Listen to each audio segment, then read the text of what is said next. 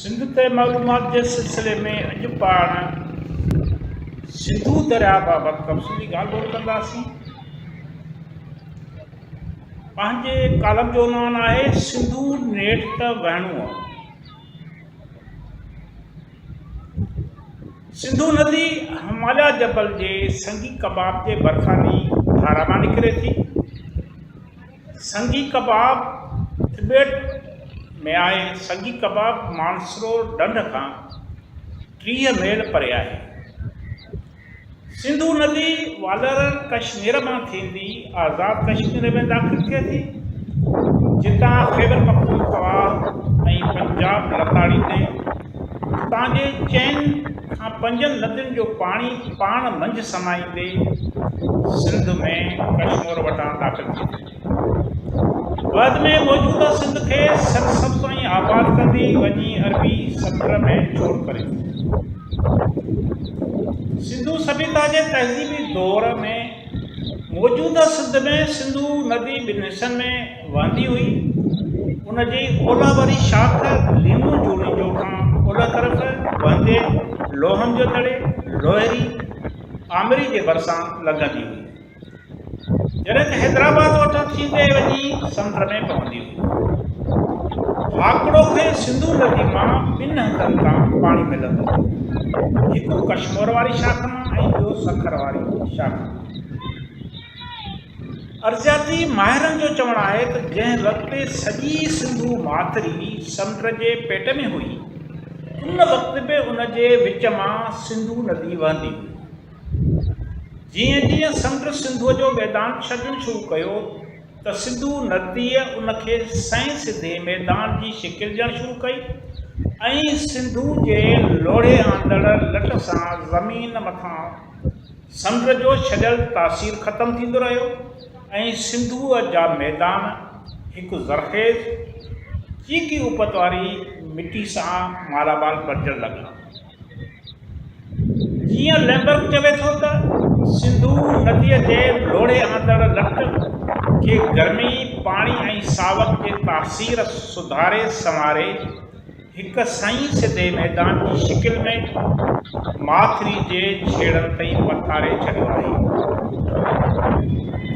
सिंधू नदीअ जे मैदान ते वक़्त ब वक़्तु ईंदड़ तूफ़ाननि ऐं बरसातियुनि वारी पे पखेड़ी ऐं वहंदड़ नदियुनि जो रह या लट ज़मीन मथां चादर चाढ़णु शुरू कई, जंहिं करे सिंधूअ जे मैदान वारी ज़मीन वई मिठी थी।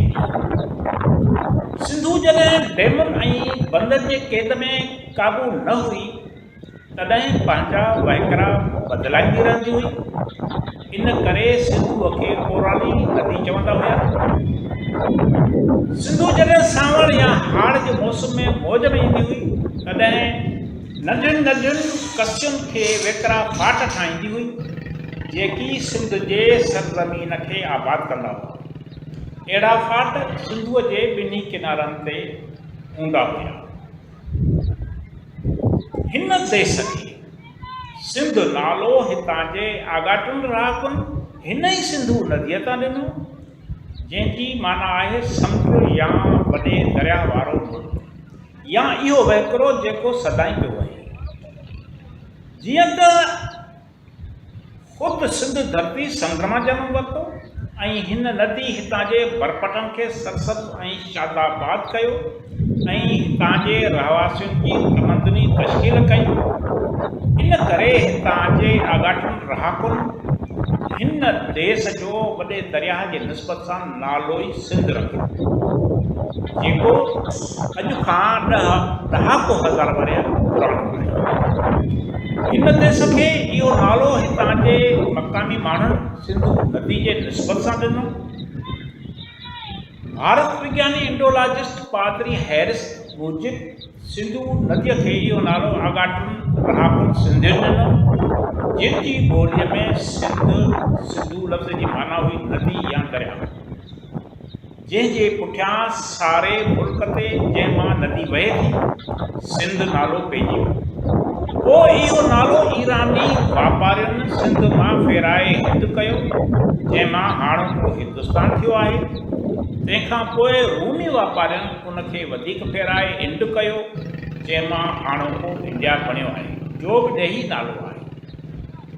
हिंदुस्तान ते भारत नालो घणो पोइ पियो जॾहिं राजा दशरथ ऐं शकुंतला जो पुटु भरत राज कंदो हो। तंहिं करे सॼे मुल्क हिंदुस्तान खे नालो ई सिंधु नदी ऐं सिंध मां मिलियो आहे। हूअं बि सिंध ऐं सिंधु हिक ई वजूद जो नालो आहे। सिंधुअ खां सवाइ सिंध का बि माना नथी रखे। हिन देश तां सिंध जो नालो मिटायो या बदिलायो वञे त इहो पाण सां धोखो ऐं फ़रेब चइबो, छो जो बकोल नेमत जे त इहो बिल्कुलु सूंहे थो त हिन सरज़मीन जो नालो सिंधु नदीअ जे नाले सां मंसूब हुजे, छाकाणि त इन ई नदीअ खे जनमु ॾिनो आहे ऐं संदसि परवरिश कई आहे। हीउ सॼो खितो जेको केतिरा सौ मेल ॾिठो ऐं हिकिड़ो आहे, तंहिंजो ज़रो ज़रो ऐं हर का सिंधु नदीअ तश्कील ॾिनो आहे। इन करे जेसीं ताईं सिंधु वहंदो रहंदो, सिंध आबाद हूंदी। सिंधु दरिया जो मौत हिन सॼी माथिरीअ जो मौत साबित थी।